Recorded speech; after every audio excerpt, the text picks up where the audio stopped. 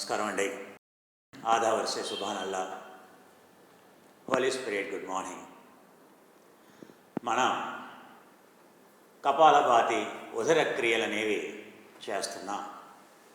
క్రియకి ప్రాణాయామానికి తేడా ఉందని, ఈ యొక్క కపాలభాతి క్రియ ఏదైతే ఉందో షట్క్రియల్లో ఒక భాగమని, అలాగే నవలి కూడా అది ప్రాణాయామం కాదు, అది ఒక బంధనం, ఉడ్డియాన బంధనం అని, దాన్ని వజ్రోలి ముద్ర అని, నవలి ముద్ర అని, కానీ నవలి క్రియ అని అంటాం. క్రియ అంటే శరీరాన్ని, అన్నమయ కోశాన్ని సమూలంగా శుద్ధి చేసేటువంటి దాన్ని. సో మన యొక్క జీర్ణ వ్యవస్థని శుద్ధి చేసేటువంటి దాన్ని, జీర్ణ వ్యవస్థ అంటే మన యొక్క జీర్ణాశయాన్ని శుద్ధి చేసేటువంటి దాన్ని, మన ప్యాంక్రియాస్ని శుద్ధి చేసేటువంటి దాన్ని, మన యొక్క కాలేయాన్ని శుద్ధి చేసేటువంటి దాన్ని దౌతి అని అంటాం. మన యొక్క శ్వాస, బాహ్య శ్వాస వ్యవస్థ, మన సైనస్లు కానీ, మన యొక్క ఈ యొక్క ఎక్స్టర్నల్ నోజ్ కానీ, ఈ క్యావిటీస్ని అన్నింటినీ క్లీన్ చేసేదైతే ఉంటుందో, మన యొక్క పంచేంద్రియాలని క్లీన్ చేసేదైతే ఉంటుందో, చెవుల్ని కానీ, కళ్ళని కానీ, నాలుకని కానీ, ముక్కుని కానీ, ఈ పూర్తి ముఖ భాగంలో ఉండేటువంటి క్రేనియల్ నోజ్ని క్లీన్ చేసేటువంటి దాన్ని నేతి అని అంటాం. అదే ఆయుర్వేదాలో నశ్య అని అంటాం. దీన్ని దౌతి అని అంటాం. ఆయుర్వేదంలో కూడా దీన్ని ఏమంటాం, వమన క్రియ అని అంటాం. వమనం అంటే ఇది వాంతి అని అంటాం. మనం కుంజల్ క్రియ అని అంటాం. సేమ్ షట్క్రియాసు, షట్కర్మాసు ఒకటే. అలాగే మన యొక్క మల విసర్జన వ్యవస్థని శుద్ధి చేయడానికి మన వస్తి క్రియ అని అంటాం. శంఖ ప్రక్షాళన క్రియ చేస్తాం. అలాగే ఆయుర్వేదంలో వస్తి కర్మ చేస్తారు. మనం శంఖ ప్రక్షాళన క్రియ చేస్తాం. అలాగే మూలాధారాన్ని మన మూలబంధనంతో చేసేది.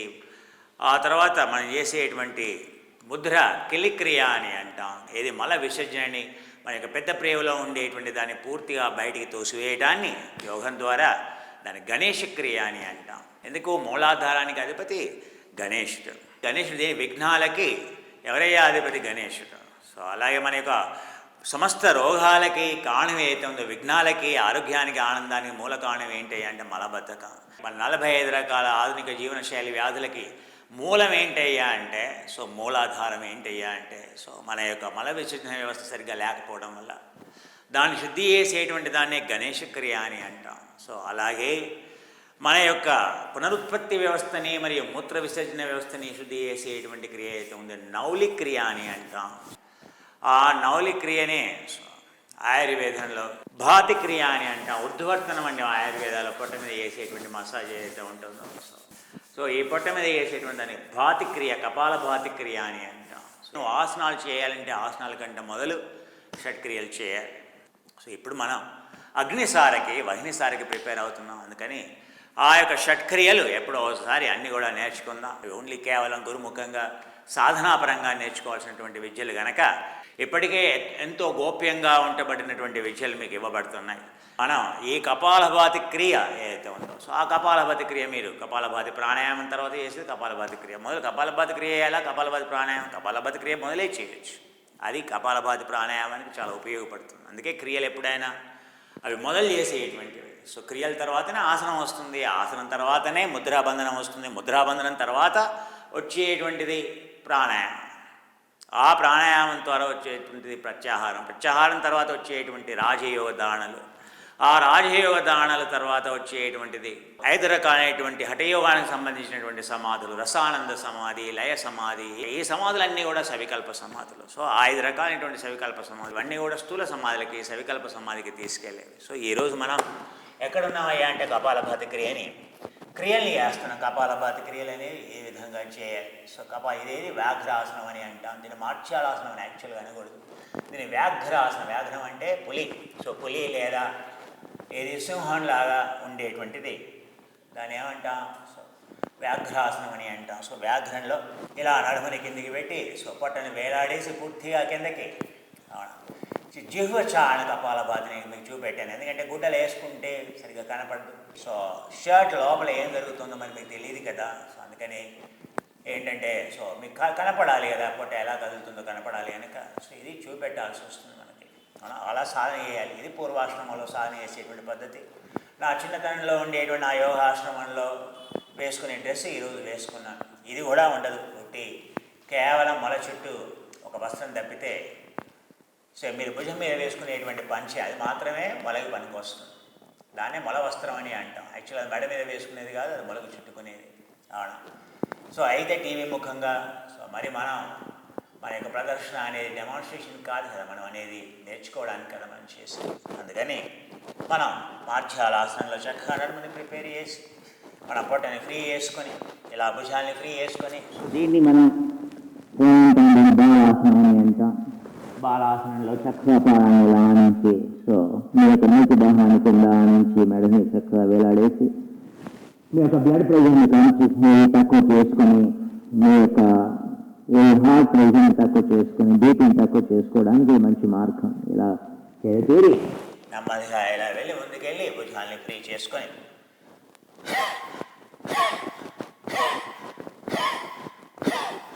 ఎలా నా తొడలు కానీ, నా నడుము కానీ, నా పొట్ట కానీ ఎలా కదులుతుంది, ఎంత లయబద్ధంగా కదులుతుంది.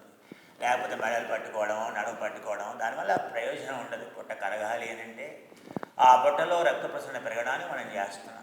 ఆ రక్త ప్రసరణ పెరగడం వల్ల కొవ్వు కరిగిపోతుంది. కపాలభాతి క్రియ ఎందుకని అది మేధాని అంటే మన యొక్క కొవ్వుని కరిగించేటువంటి అద్భుతమైనటువంటి క్రియ. ఎప్పుడు క్రియ అంటే ఇలా చేసినప్పుడు.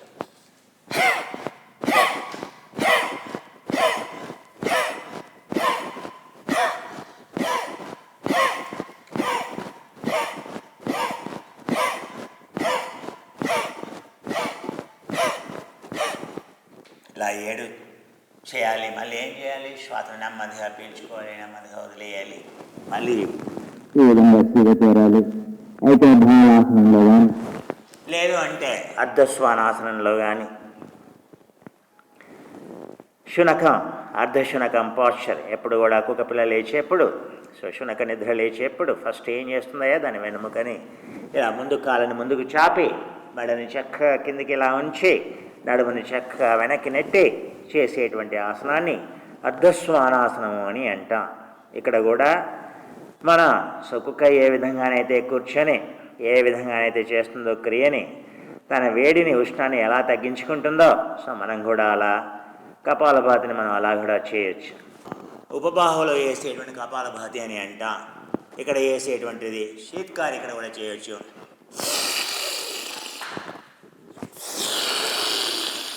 ఇలా చేయొచ్చు. లేదా ఉష్ణాన్ని తగ్గించడానికి మనం చేసిన జిహ్వచారణ కపాలభాతి.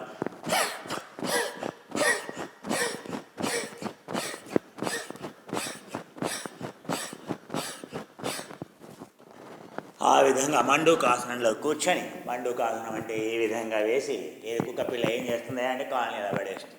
ఇలా పడేసి ముందుకు చాపి చేసేటు.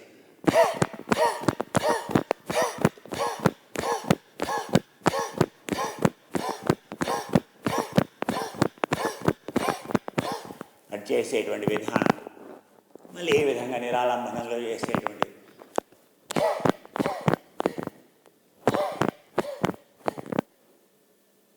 వెంటనే మీ బ్లడ్లో ఉండేటువంటి షుగర్ తగ్గిపోతుంది. మీరు ఇలా చేయండి, ఒక 6-7 రౌండ్లు ఇలా చేయండి.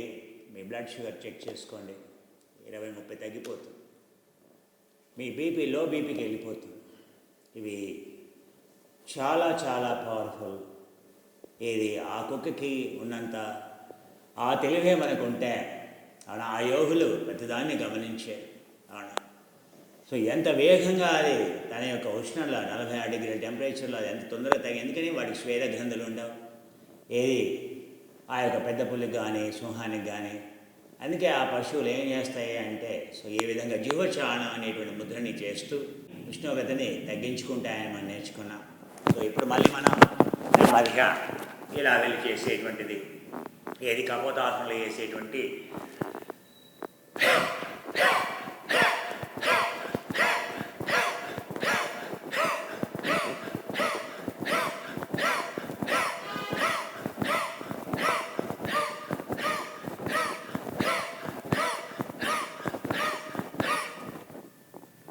ఆ విధంగా మళ్ళీ కిందకి ఉంచి మళ్ళీ నెమ్మదిగా చేది మళ్ళీ మెడ మీద వెనక్కి లాగి భుజాన్ని ఫ్రీ చేస్తూ శ్వాసను పీల్చుకుంటూ వదిలేస్తూ ఏకం చతురం పంచమ షడనం సప్తమం.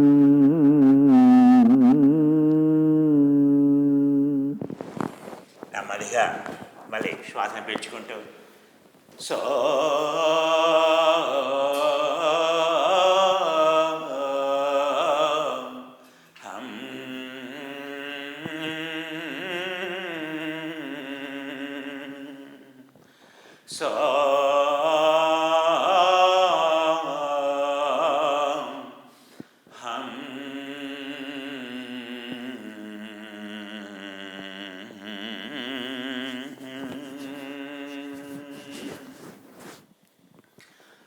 సో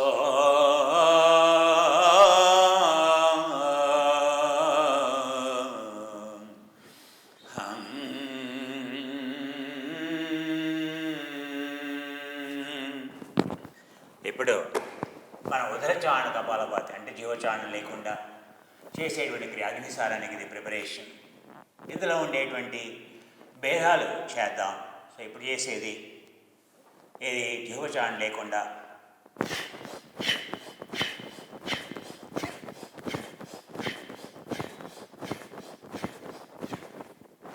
అలా చేసేది. దాన్ని చాలా తేలికగా కూడా చేయొచ్చు. ఎలా చేయాలంటే అది అగ్నిస్థాయిలో చూపిస్తాను. ప్రస్తుతం మనం కపాలభాతి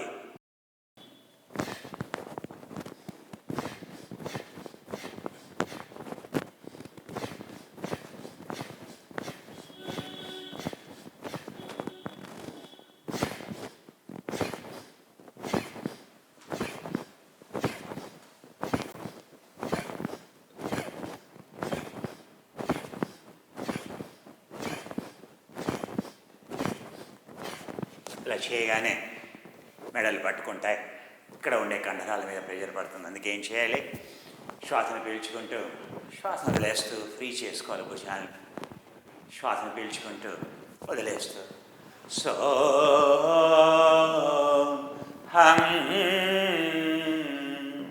సో హం సో హం సో హం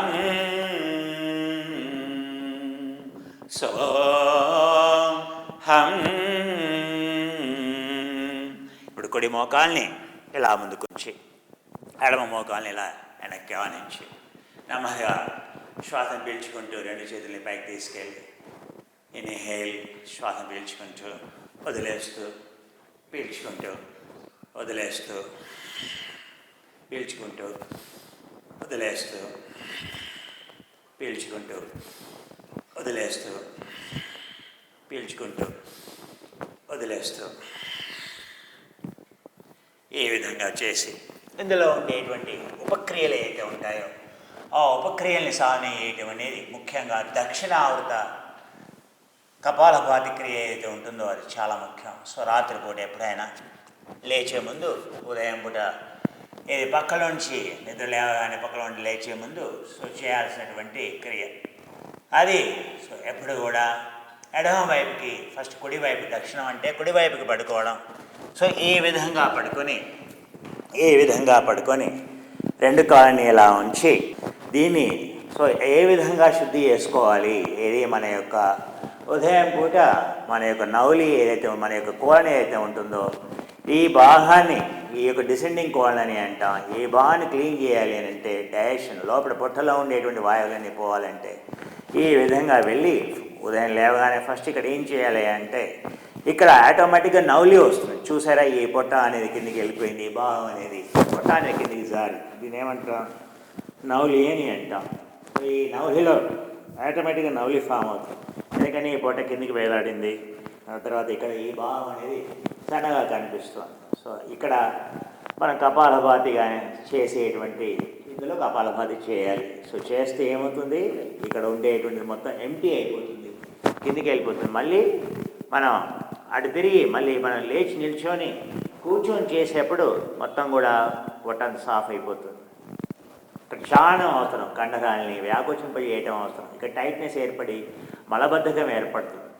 ఏది సుమల యొక్క మూలాధారంలో. అందుకని ఇక్కడ చేసేటువంటి కపాలభాతి క్రియ ఏదైతే ఉంటుందో, కపాలభాతి క్రియ ఇక్కడ చేసేది.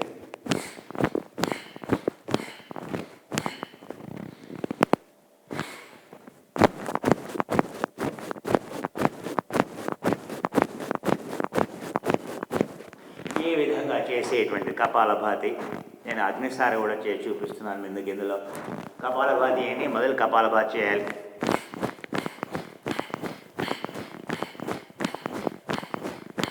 ఆ తర్వాత అగ్నిసార.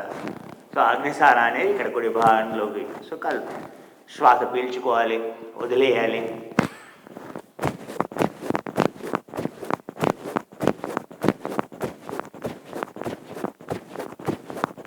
దక్షిణావృత అంటే కుడివైపుకి పడుకొని చేయాల్సినటువంటి క్రియ. ఈ విధంగా చేసి ఆ తదుపరి మళ్ళీ ఇలా లేచి ఈ విధంగా కూర్చొని ఈ కింది భాగం ఏదైతే ఉంటుందో ఆ కింది భాగంలో మళ్ళీ చాణం ఏది కావాలంటే లేదా చేయలేరు ఈ విధంగా మసాజ్ చేసుకుంటూ, లేదా ఈ విధంగా వెళ్ళి చూడండి ఎలా శ్వాసను పీల్చుకుని వదిలేసి ఇక్కడ అగ్నిసారం శ్వాసను పీల్చుకోవాలి.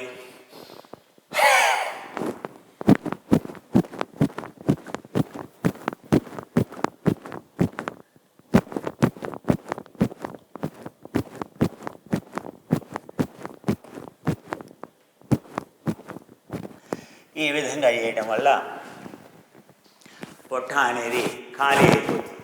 ఆ తర్వాత మనం వెళ్ళి టాయిలెట్ మీద కూర్చుంటే ఆ టాయిలెట్ మీద కూర్చొని కూడా ఏంటంటే నౌలి క్రియ చేయాలి. సో ఆ నౌలి క్రియ టాయిలెట్ మీద ఎలా కూర్చొని చేయాలి అనేది అది కూడా ఒకరోజు నేర్చుకుందాం. సో ఇప్పుడు మళ్ళీ ఇప్పుడు వెళ్ళకి ఇలా పడుకొని చేసేటువంటి క్రియలు అయితే ఉంటాయో ఇది కూడా మనకు నౌలి కానీ మనకు అగ్నిసారలో వచ్చేటువంటి క్రియ కనుక అది కూడా మనం ఈ విధంగా పడుకొని చేసేటువంటిది. ఈ విధంగా పడుకొని ఇది కూడా పొట్టను వేగంగా తగ్గించేటువంటిది.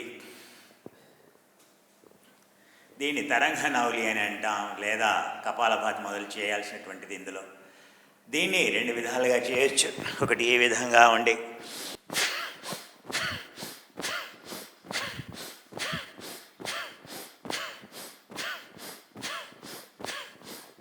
ఈ విధంగా చేసేది. ఆ తర్వాత ఇది పూర్తిగా సాగబడుతుంది ఇక్కడ. ఇప్పుడు ఇది చాలా ప్రభావవంతంగా ఉంది.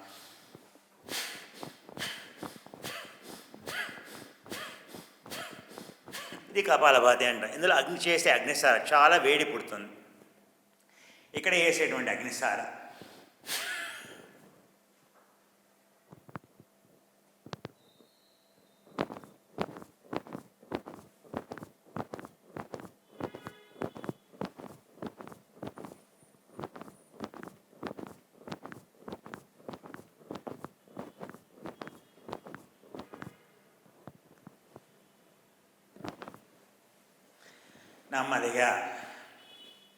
నెమ్మదిగా భుజాలని ఫ్రీ చేసుకొని మళ్ళీ చక్కగా కూర్చొని మళ్ళీ ప్రాణాయామాన్ని శ్వాసను పీల్చుకుంటూ మళ్ళీ శ్వాసను నెమ్మదిగా వదిలేస్తూ మళ్ళీ శ్వాసను పీల్చుకుంటూ శ్వాసను వదిలేస్తూ చేస్తూ మళ్ళీ నెమ్మదిగా ఇప్పుడు మనం అగ్నిసార. సో ఏది కపాలభాతి యొక్క క్రియల పిదప చేయాల్సినటువంటి మనం అగ్నిసార. ఆ అగ్నిసారాన్ని మనం సాధన చేద్దాం. ఆ అగ్నిసార అనేది మొట్టమొదలు ఈ విధంగా కూర్చొని శ్వాసను పీల్చుకొని వదిలేసి పట్టం లోపలికి బయటికి చాలనం చేస్తూ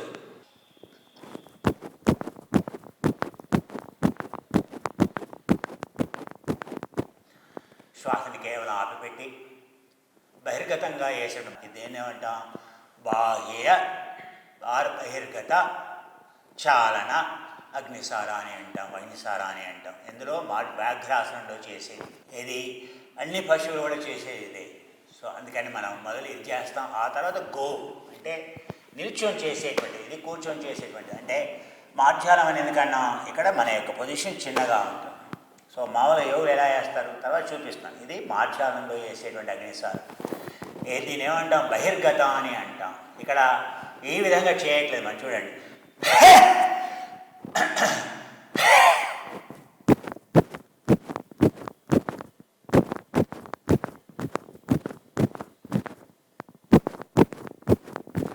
ఈ విధంగా చేయట్లా చూడండి ఎలా వేస్తుంది.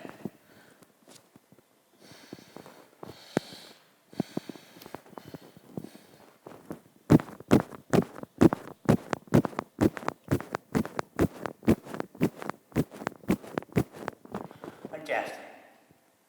ఇందులోనే అగ్నిసార తర్వాత చేసిన నవలి.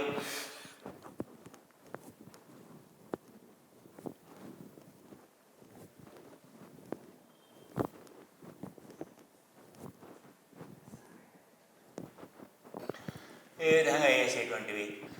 ఆ తర్వాత ఇది కపాలభాతి, ఇది మామూలుగా ప్రిపరేషన్. ఆ తదుపరి చేసేటువంటి వెళకిలా పడుకొని చేసే శయన కపాలభాతి ఏది చేసాం, ఊర్ధ్వముఖ శయన కపాలభాతి వేసాం, కపాలభాతికి. ఆ తదుపరి వేసేటువంటిది మన యొక్క అగ్నిసార ప్రాణాయామం. అగ్నిసార అనేది ఫస్ట్ బహిర్గత అగ్నిసార. శాస్త్రీయంగా దీన్ని ఏమంటాం, ఒంటే లాగా నిల్చొని చేసేటువంటిది. ఇందాక దాన్ని మార్జాలం అని ఎందుకన్నారు, వ్యాఘ్రం అని ఎందుకన్నారు? వ్యాఘ్రం అంత చిన్నగా ఉండదు కదా, దాన్ని ఏమన్నా మార్జాలం అన్నా. ఇప్పుడు మనం ఏం చేస్తాం, ఏ విధంగా వేసేటువంటిది ఇక్కడ ఈ హైట్లో వేసి దీన్ని ఏమంటాం, ఈ హైట్లో ఏముంటుంది, లేగలు, కోడెలు, ఆవులు హిమాలయాల్లో ఉండేవన్నీ ఈ హైట్లోనే ఉంటాయి. అందుకని ఈ హైట్లో వేస్తుంది. అదే ఈ హైట్లో ఉండేదంతా మన దక్షిణంలో ఉండేటువంటి ఆవులు, హిమాలయాల్లో ఉండేవన్నీ చిన్నగా. అందుకే దీన్ని ఏమంటాం, గోముద్ర అని కూడా అంటాం. సో గోముఖం వేరు, గోముద్ర వేరు. ఏది ఈ ఆసనం, దీంట్లోనే క్రియలన్నీ కూడా ఈ ఆసనంలోనే చేయబడతాయి. అన్నిటికంటే ఉత్తమమైనటువంటిది గోముద్ర అని అంటాం. సో గోముద్రాసనంలో అంటే ఇది గోముద్రాసనం అని అంటాం. చేతులు ఇలా పట్టుకొని ఇలా ముందుకి చూస్తూ, దీంట్లో రెండు ఉండి, ఇది ఉత్కటాసనంలో వేసేటువంటిది. ఈ విధంగా కూర్చొని ఈ విధంగా వేసేటువంటి ఉత్కటాసనం.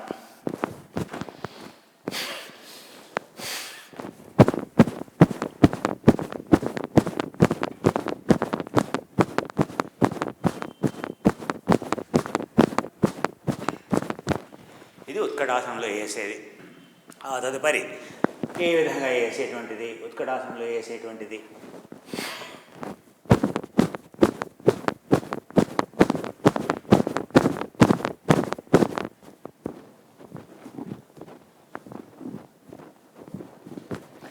ఆ విధంగా వేసేటువంటిది నవలి అని అంటాం. ఆ తదుపరి వేసేటువంటిది ఏది, అది ఉత్కటాసనంలో. ఇప్పుడు గోముద్రలో వేసేటువంటిది ఏ విధంగా వెళ్ళి చేసేటువంటిది ఏదైతే ఉందో గోముద్ర అని అంటాం.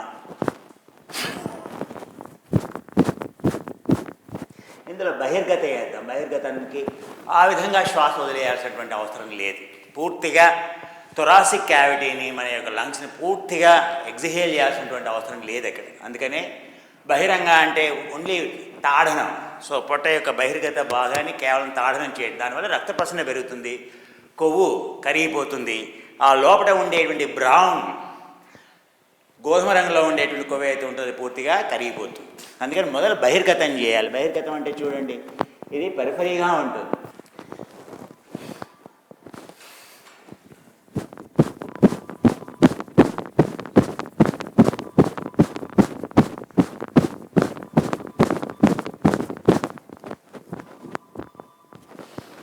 ఈ విధంగా ఉండేది బహిర్గత. బాహ్య అగ్నిసార, వగ్నిసార అని అంటాం. అభ్యంతర అంటే లోనకి వేసేటువంటిది. మన దీర్ఘంగా శ్వాసను పీల్చుకొని పూర్తిగా వదిలేస్తూ చేసేటువంటిది. శరీరంలో ఉష్ణం అనేది చాలా జనిస్తుంది, అందుకే అగ్నిసార అని అన్నాం. నవలి కూడా అంతే. సో ఈ గర్భాశయంలో ఉండేటువంటి పొట్టలో దాచుకున్నటువంటి ఆ యొక్క భయం తాలూకు వేడి ఏదైతే ఉంటుందో అది మొత్తం పూర్తిగా పోతుంది.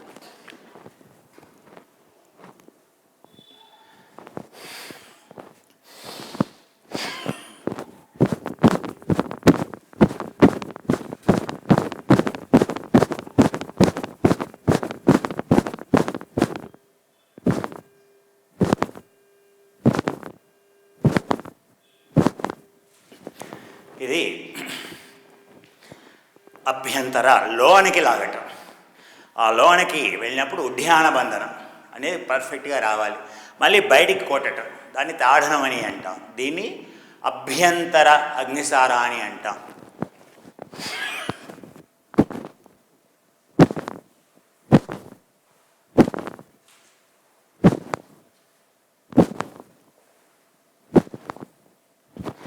ఈ విధంగా 7 సార్లు చేయాలి. మళ్ళీ శ్వాసను పీల్చుకోవాలి. ఈ విధంగా మళ్ళీ శ్వాసను వదిలేసేయాలి. మళ్ళీ శ్వాసను పీల్చుకోవాలి, మళ్ళీ వదిలేయాలి, మళ్ళీ పీల్చుకోవాలి, మళ్ళీ వదిలేయాలి, శ్వాసను పీల్చుకోవాలి, వదిలేయాలి, పీల్చుకోవాలి, వదిలేయాలి. మళ్ళీ ఈ విధంగా చేసి శ్వాసను పీల్చుకోవాలి, శ్వాసను వదిలేయాలి. ఆ విధంగా చేసేటువంటిది ఏది ఉత్కటాసనంలో వేసేటువంటిది మీకు చూపెట్టాను. ఉత్కటాసనంలో మన ఇప్పుడు గోముద్రలో వేసేటువంటిది ఏ విధంగా వెళ్ళి చేసేటువంటిది అయితే ఉంటుందో, మొదలు ఉడ్డయానం చూడండి. ఇది ఉడ్డయానం. అభ్యంతర అగ్నిసార వాహినిసార.